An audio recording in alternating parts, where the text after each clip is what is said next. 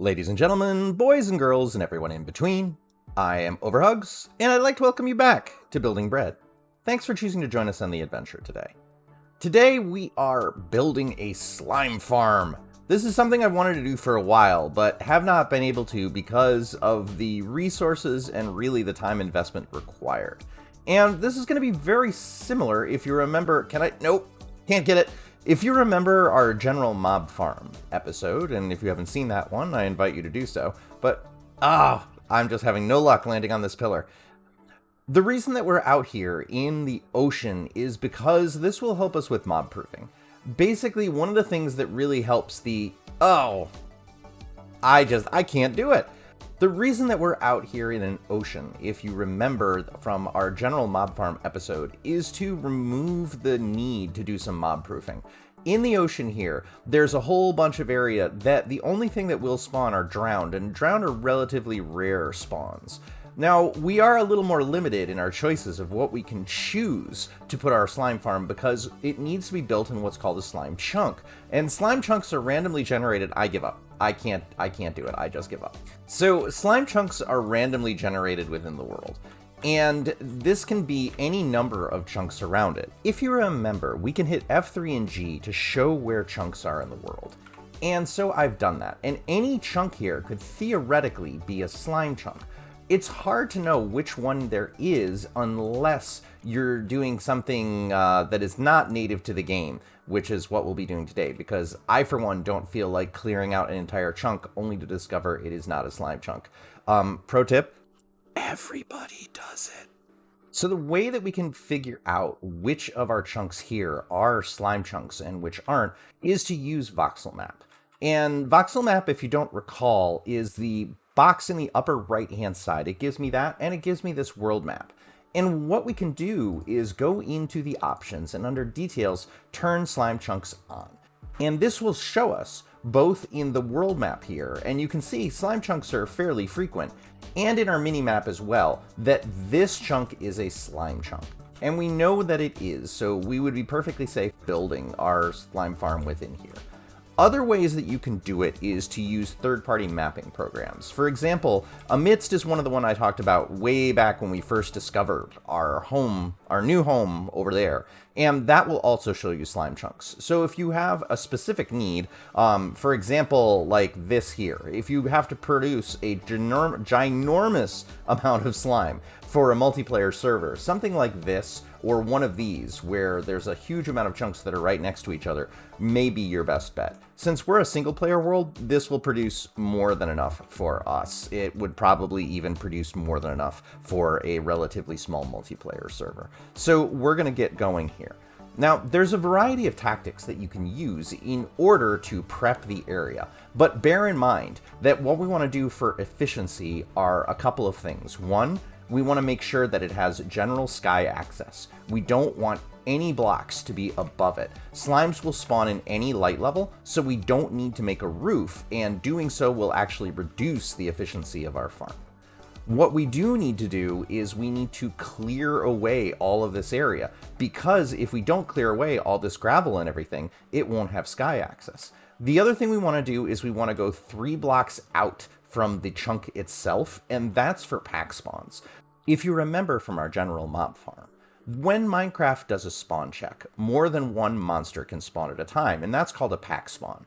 And a pack spawn could start here and still end up being within our farm. And that's the reason that we want to clear out up to 3 spaces around each one of these in order to make sure that every wall has the maximum chance for spawning. And you think this might not make a difference, but it really does. In testing that I've done, it can increase the efficiency by 20 to 30%, which is pretty substantial for not having to dig out much more. Now, the question that I can already hear people asking is, how are you going to do this? How are you going to clear out all this area with this water? And the answer is sand, glass, and sponges. And for that, let me do a quick demonstration. Okay, and here we are once again with our chunks enabled so we can see what we're doing. And we know we want to do 1, 1, 2, and have this one be the third for this side of the chunk. So if you remember, sand is a block that is affected by gravity. And what we can do is just drop sand here, and it will go all the way down to the bottom of the seafloor and begin to fill in as a wall. And building this wall will allow us to segment off this section of the farm from the rest of the ocean. And you can see now we've hit the bottom. So what this will let us do is go to where we're one above, and then we can just repeat and continue placing the sand down. There's other ways to do this. You could use gravel, because gravel is also a block that is affected by gravity. Or if you had a tremendous amount of concrete that you wanted to change from concrete powder to concrete itself, this is one way you could technically do it. I don't know if I would recommend it, because mining up concrete, it's not an instant mine. But to each their own. You can do you, and whatever makes you happy is what you can do. The other way that we can do this, because we have a decent amount of respiration gear at this time, is we can just place glass. Like, we know ultimately that what we're going to do is have glass be surrounding this, because I like the look of it. Having glass surrounding the ocean and keeping it back looks cool. And B, we have basically an infinite supply now that we have all of our librarians that can produce it on command. So I think what we're going to do is we're going to fly over to our villager trading post as we run out of rockets. So we need to make a quick stop on the way and pick up a shulker box full of glass that we can use for this project. So I'm going to do that, and I'll be right back.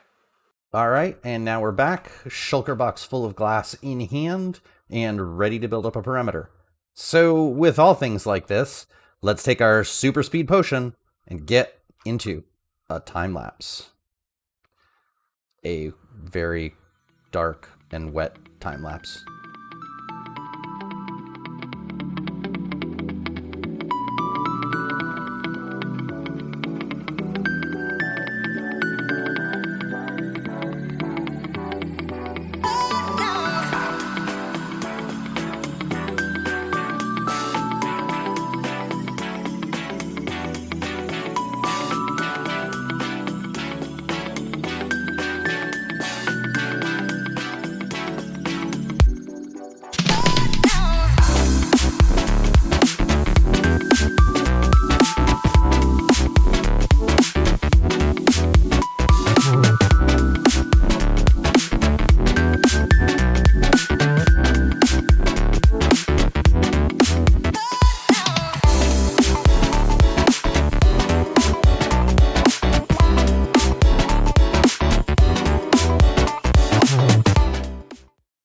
Okay, and we're done.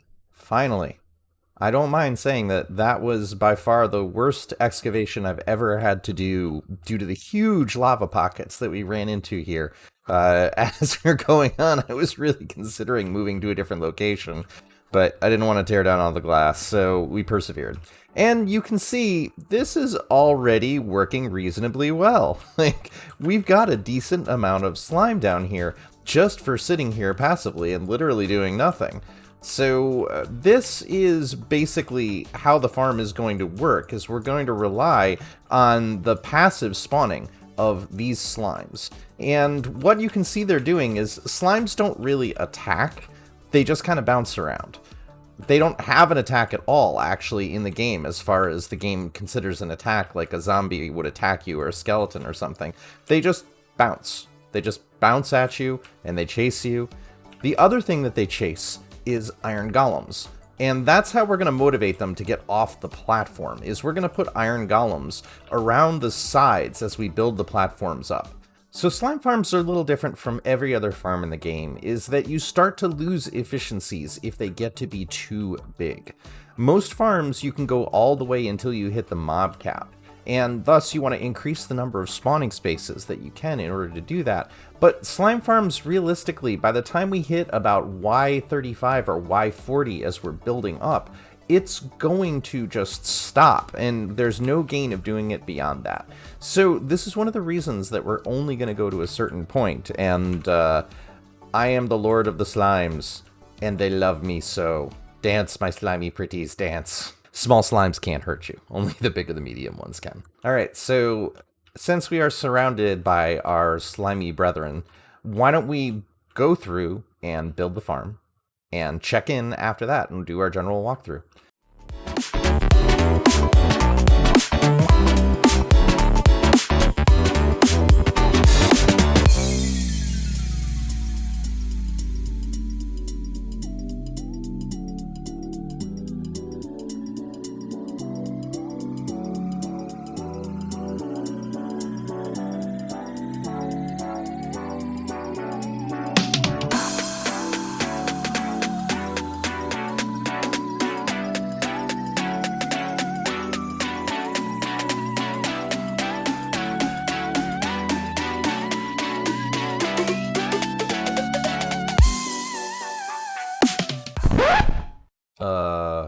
What?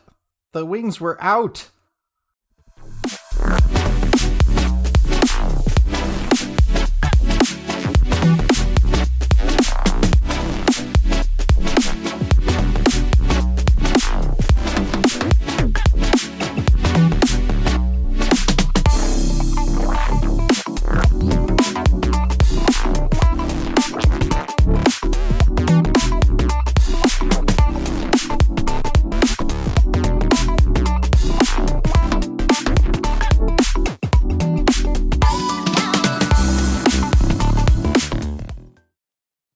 Alright, and we're largely done. You can see there's some slimes hopping around. We haven't quite put in the things like the iron golems that will attract them faster, but they do a pretty good job of wandering off the edge most of the time. 2 of the 3 of them just straight lined right off the edge, and it looks like the third one is about to go off as well through that corner, which it does.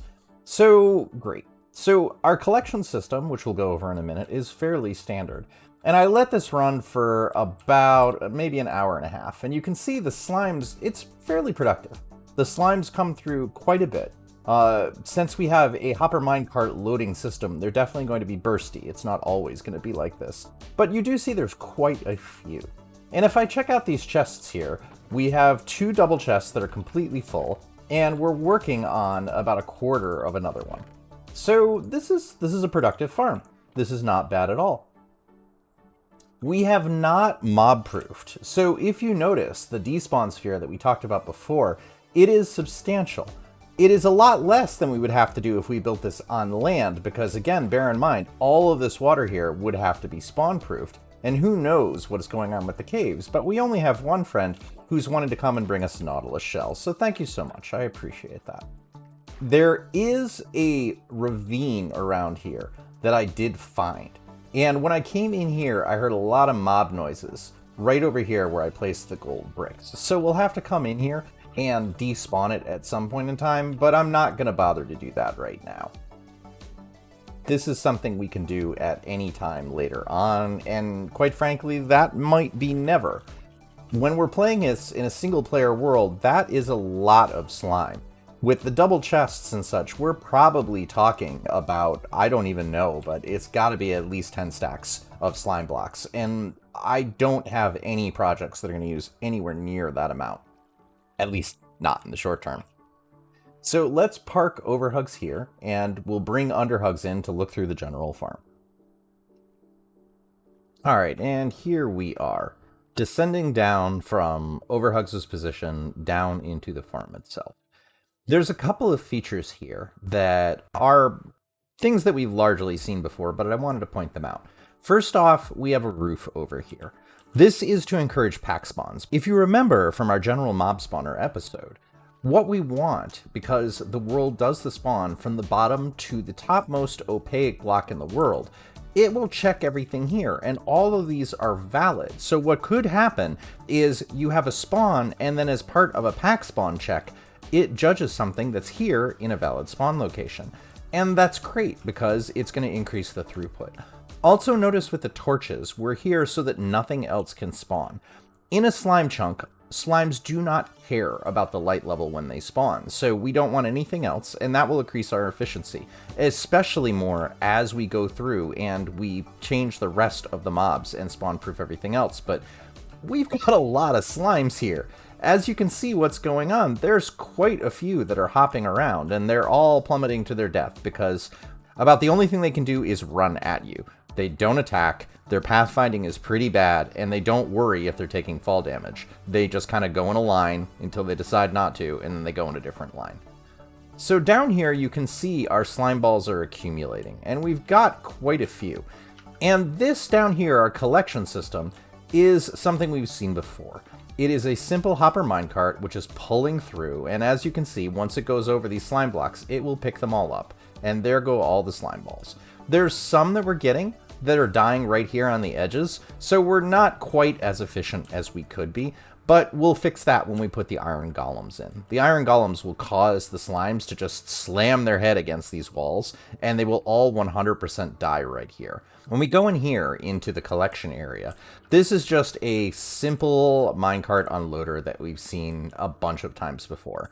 There was a bit of a interesting setup that we had to do with the repeaters here, because some of these blocks are powered, especially by that redstone torch right there. That causes the block to be powered, and unless there's a repeater here, it would get powered if it was just the redstone wire. So that's why we have the line of repeaters there, so we don't have to worry about it being errantly charged, and the only thing that gets power is this dropper when it's supposed to.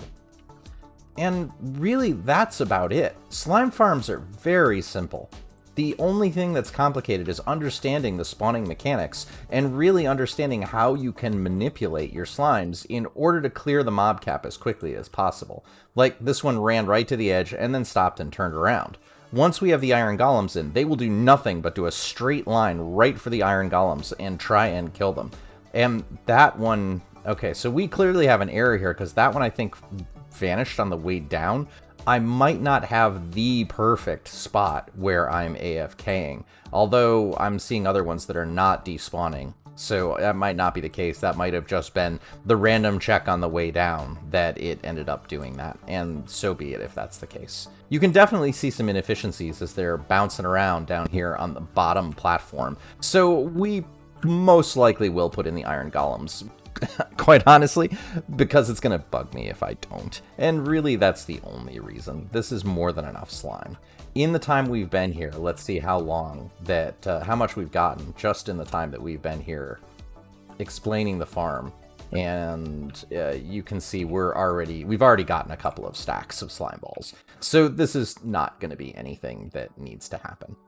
One thing that also happened, I don't know if you caught it during the time lapse, but we got ourselves a trident. One of the drowns that spawned came with a friend, and both of them had tridents and were trying to kill us. So, but the nice thing is that one of them was kind enough to drop it, so that is the series' first trident. I still will be building a drown farm for additional tridents, because I'd like to have both channeling and riptide to really demonstrate the two of them and how they react. But that's another episode. And you can see, again, that's a lot of slime balls. And with that, we're going to call it an episode today. Once again, I wanted to thank you for choosing to spend your time on the adventure with me. I am OverHugs, and this has been Building Bread. As a reminder, I donate the profits I make off of this to local food banks. So if you've enjoyed or otherwise gotten something valuable out of this today, I would really appreciate it if you could like, subscribe, or tell a friend. Together, we can help people that are in need. I hope you have the most wonderful of days, and I'll see you soon.